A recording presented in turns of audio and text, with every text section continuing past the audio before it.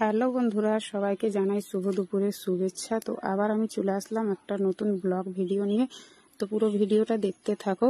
তো আজকে তো লক্ষ্মীবার, প্রত্যেক বাঙালিদের বাড়িতে একটু বেশি কাজ হয়। তো দেখো সকাল সকাল সব কাজটা সেরে স্নান করে তারপরে পুজো সারা হয়েছিল। তো ভাবলাম জলখাবার খেয়ে রান্নাবান্না চাপাবো। ইতিমধ্যে কন্ট্রোল থেকে ফোন এলো যে রাশন নিয়ে যেতে হবে। তো দেখো আমি আর ছেলে বেরিয়ে পড়েছিলাম। আর মানে প্রচণ্ড রৌদ্র, কি বলবো, কদিন থেকে বৃষ্টি হচ্ছে, তো তারপর রৌদ্র হয়েছে, তো খুব রৌদ্র। তো সকাল থেকে তো খেয়েছিলাম না, শুধু চা খেয়েছিলাম। তো কি করব, খিদেও লেগেছিল, কিন্তু আনতে তো যেতে হবে, উপায় নাই। আর অনেকটা বেলাও হয়েছিল। তো দেখো এটা হচ্ছে মানে শর্টকাট রাস্তা, তো এদিক দিয়ে গিয়েছিলাম। আর ওই যে দেখো সামনের রুটটা, ওটা হচ্ছে আমাদের গ্রাম থেকে মানে যায় 3 পাহাড় রুট। আর চলো আজকে তোমাদেরকে দেখিয়ে দেবো যে আমরা কোথায় রাশন তুলতে যাই। তো আমি তো কোনোদিন যেতাম না, কিন্তু এখনও বাড়িতে নেই, তো আমাকেই যেতে হয়। কি করব, নিজের কাজ তো নিজেকেই করতে হবে। আর আমাদের বাড়ির কাছেও না, অনেকটা দূরে। তো দেখো এখানটায় আসি রাশন তুলতে। তো আর ভেতর ঢুকে আমি ভিডিও করলাম না। তারপরে ওখানে মানে ফিঙ্গার দিয়ে রাশন তুলে রেখে দিলাম, কেননা আমি আনতে পারবো না। তো কন্ট্রোলওয়ালা দাদা বললো যে আমি পাঠিয়ে দেবো টোটোতে। তো দেখো বন্ধুরা, এটা হচ্ছে আমাদের গ্রাম্য পরিবেশ, দেখেছো কত সুন্দর। এগুলা কি বাজার জায়গায় দেখতে পাওয়া যায়? দেখেছো শুধু কাদা আর কাদা। তো কেমন লাগছে আমাদের গ্রাম অবশ্যই বলবে। আর তারপরে বাড়ি গিয়ে সোজা খেতে বসে পড়েছিলাম, কেননা খুব খিদে পেয়েছিল। আর প্রায় তখন 1টা বাজে।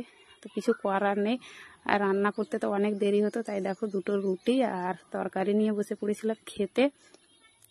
তো বন্ধুরা, আর রান্না বান্না করতেও তো আজকে মানে কি বলবো, অনেকটাই বেলা হয়ে গেছিল। তো দেখলে তো বন্ধুরা, মানে অনেকেই মানে এরকমই ভাবে যে সারাদিন মানে কিছু আমার কাজ নেই, খাই দাই আর ভিডিও করি। দেখেছো মানে এক একদিন এমন হয়ে যায় না কি, খাবার সময়টুকু পাই না, এতটাই মানে কাজ হয়ে যায় বাড়িতে।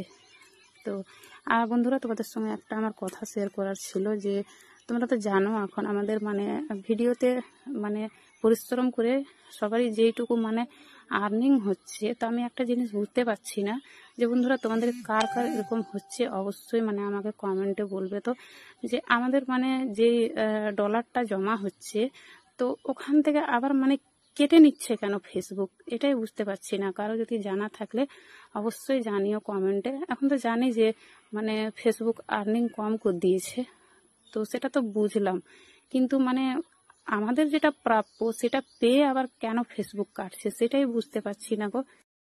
আর এই সমস্যাটা কার কার হচ্ছে সেটাও জানাবে বন্ধুরা। তো তোমাদের সঙ্গে শেয়ার করলাম, মানে আমার ঠিক মতো জানা নেই। তো যদি কারো জানা থাকলে অবশ্যই মানে আমাকে কমেন্টে জানিয়ে দিও।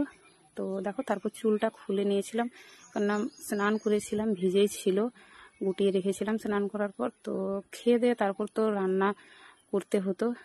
তো আগে মানে খেয়ে নিলাম, কেননা খুবই খিদে পেয়েছিল সকাল থেকে, যেহেতু কিচ্ছু খাওয়া হয়নি আজকে।